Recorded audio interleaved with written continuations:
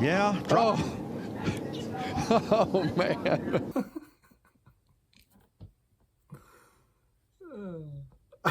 I can't stop laughing at this, man. NASCAR has been hyping up this gimmick yellow for the All-Star race for weeks now, and it went perfectly because Michael Waltrip literally threw the yellow at the field.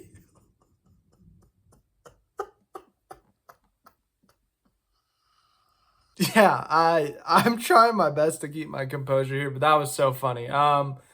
We'll talk about gimmicks in a minute. We'll get to that at some point and how I truly feel about gimmicks. But tonight was the All-Star race. It's not a points-paying event. It's a race where it's an exhibition race, no points. $1 million is on the line. If you don't win $1 million, you are useless tonight. So, and if you hear loud background noise, it's a thunderstorm. There's a thunderstorm in the area, okay? I can't control the clouds like Michael Waltrip can control the flag stand. Anywho, where was I? Exhibition race. That's right. This is an exhibition race. Points don't matter. So when it comes to the All-Star race, I'm usually a little bit more loose with how I feel about it because, you know, at the end of the day, it doesn't matter. Like when we crown champion at Phoenix, this doesn't matter. When it comes to our 16 playoff drivers, this doesn't matter.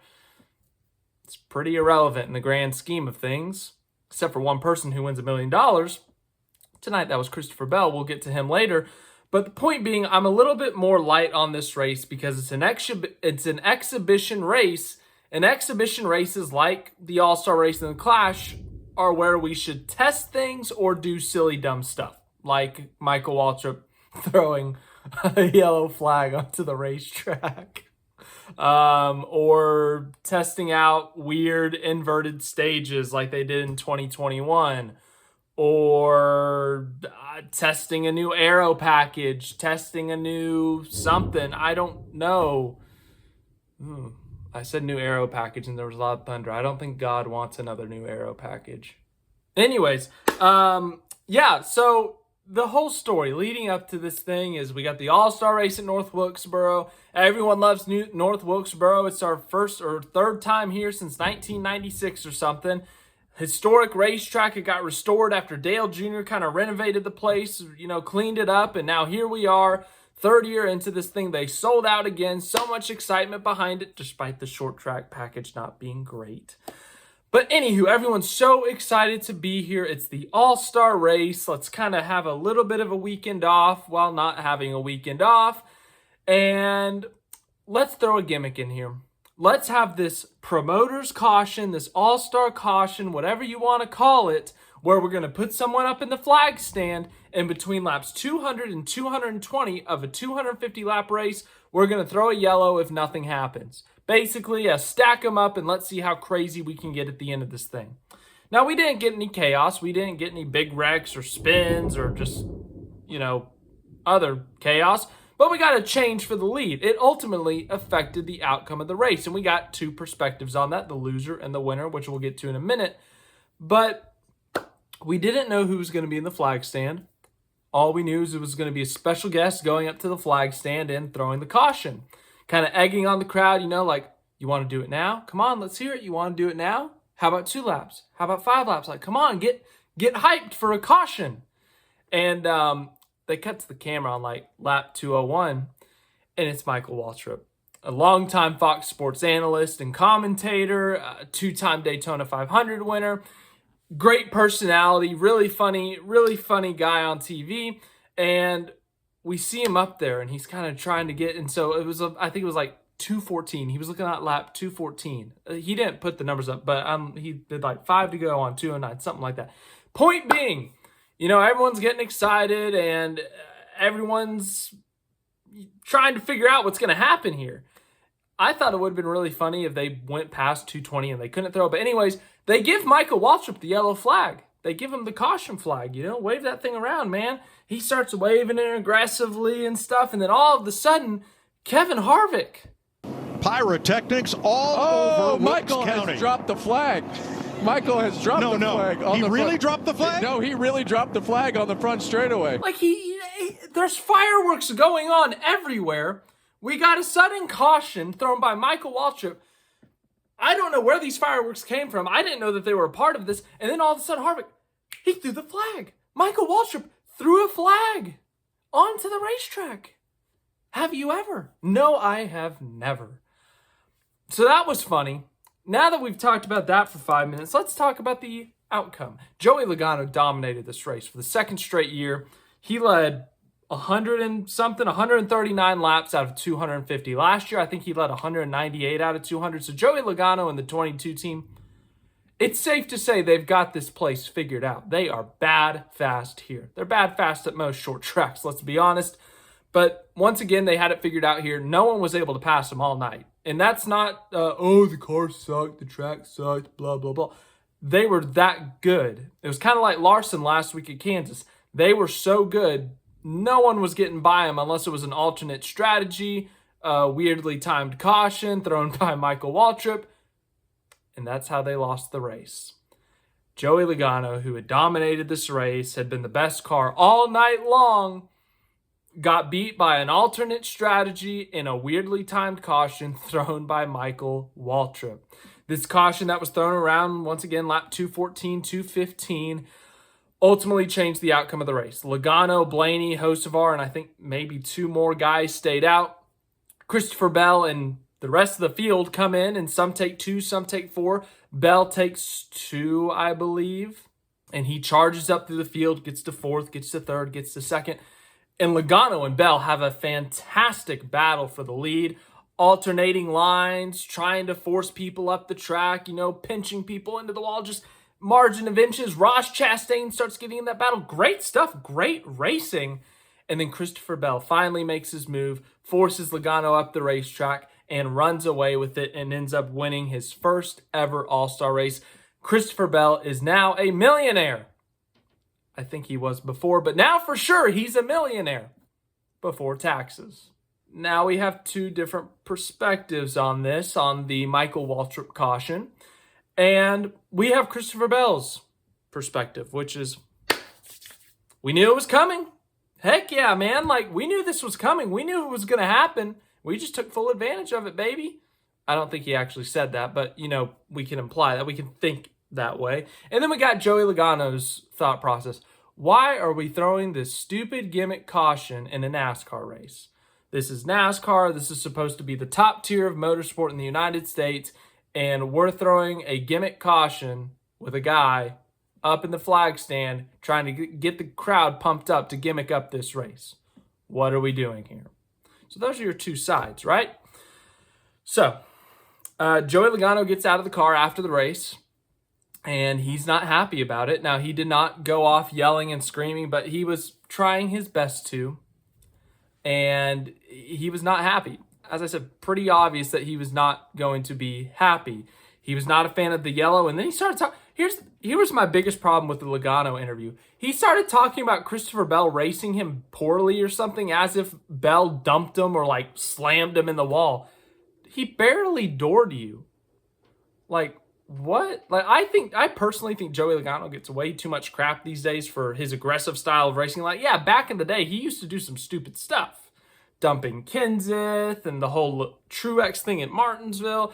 You could point to a couple examples. I'm not going to deny that. But as of late, he's been pretty clean. And when he's aggressive, it's usually fair, I would argue. And don't get me wrong, once again, he still screws up from time to time. But he's not as bad as he was 7-8 years ago.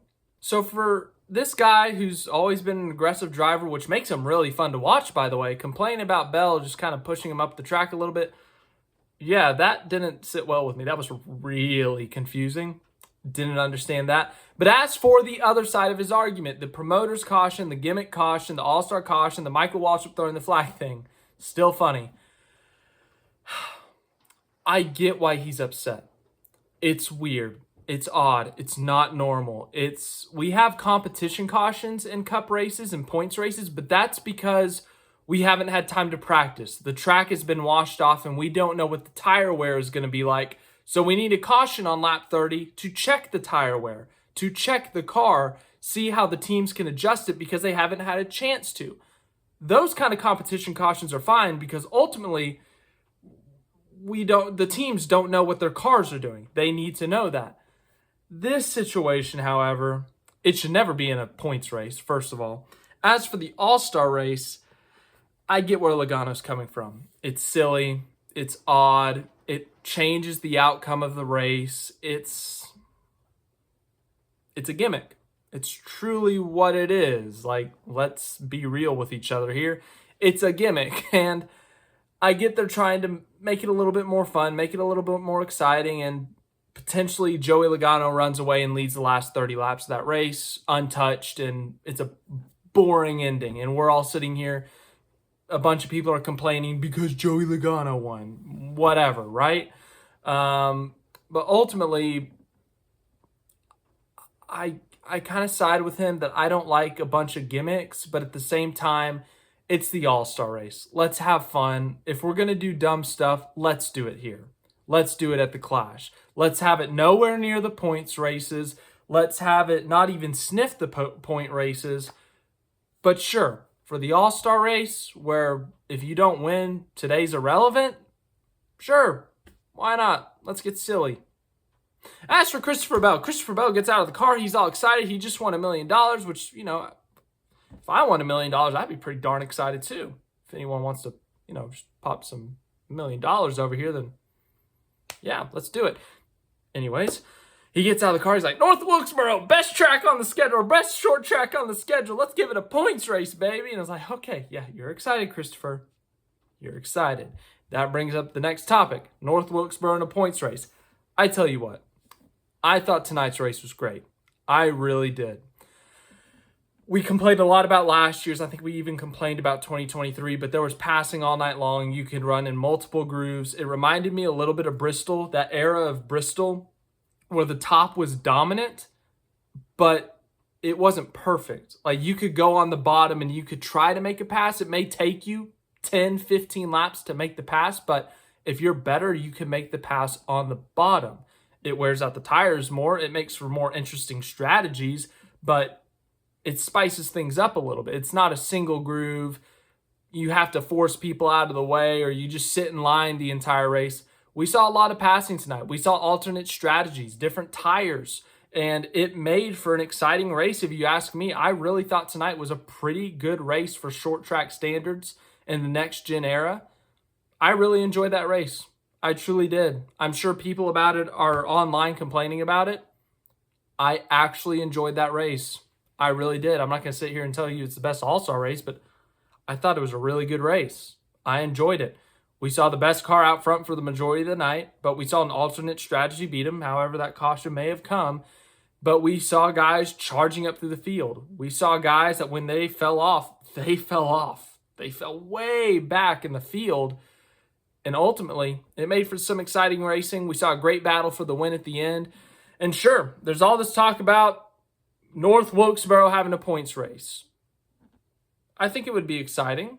Now, the next gen and the short tracks don't go well, so maybe we might still have to tweak the car a bit, but I also don't want to overreact to one single race. You know, what if this was an outlier, and what if we go back to last year's race that wasn't too good, and we go to a 400-lap race, 38 cars, and the race ends up sucking, and everyone's going to be, oh, take North Wilkesboro off the schedule. Like, you know, we do this whole yo-yo thing as fans.